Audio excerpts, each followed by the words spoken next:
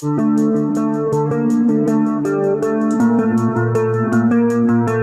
gargantuan mastodons, mammoths, and giant ground sloths that once roamed North America seem much too big for most prehistoric predators to contend with. But a new study suggests that the lions and saber-toothed cats that once roamed North America did indeed attack these beasts and may have significantly reduced their populations. If so, these carnivores may have had a much more dramatic impact on ancient ecosystems than previously believed. This is a landmark paper because it really puts together an unusually broad range of lines of evidence on this issue, says John Damyeth, paleobiologist at the University of California, Santa Barbara, who was not involved in the study. The scientific thinking that large herbivores are immune to predators goes back to Charles Darwin. In his 1859 Origin of Species, the famed naturalist wrote that with the elephants and rhinoceroses, none are destroyed by beasts of prey. Even the tiger in India most rarely dares to attack a young elephant protected by its dam. But Blair Van Valkenburg wasn't so sure. "I just said, no, I don't believe that," says the University of California Los Angeles paleoecologist and lead author of the new study. "Predators might think twice before attacking an adult mammoth," she theorized, but a baby could have been a different story. To find out what ancient predators were capable of, Van Valkenburg and her colleagues first had to figure out just how big the large herbivores and carnivores were that lived during the Pleistocene epoch, 12,000 to 2.5 million years ago.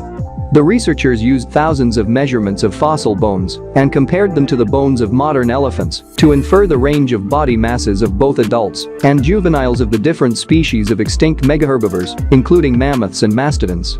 They used a similar method to infer the size ranges of extinct carnivore species, comparing saber-toothed cats to modern tigers, for example.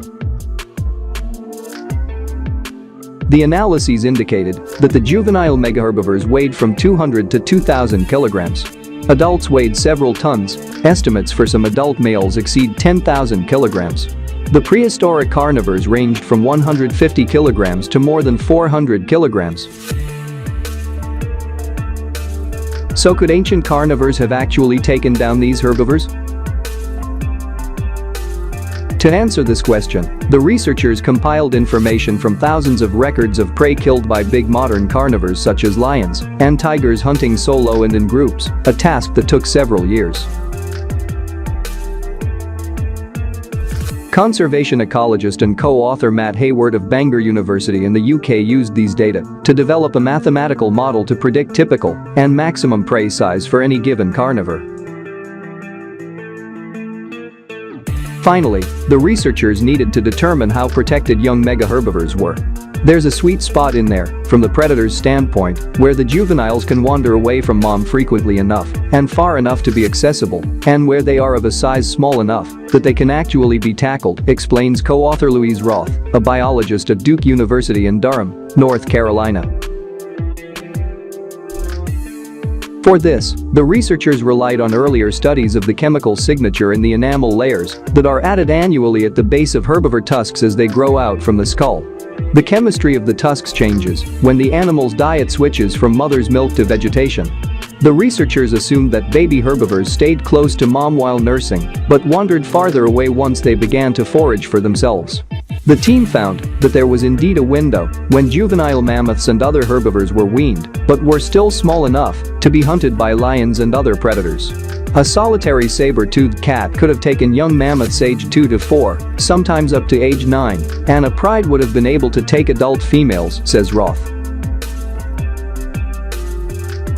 All told, lions, wolves, and saber-toothed cats could have killed about 17% of young mastodons and other megaherbivores, the team reports online in the Proceedings of the National Academy of Science.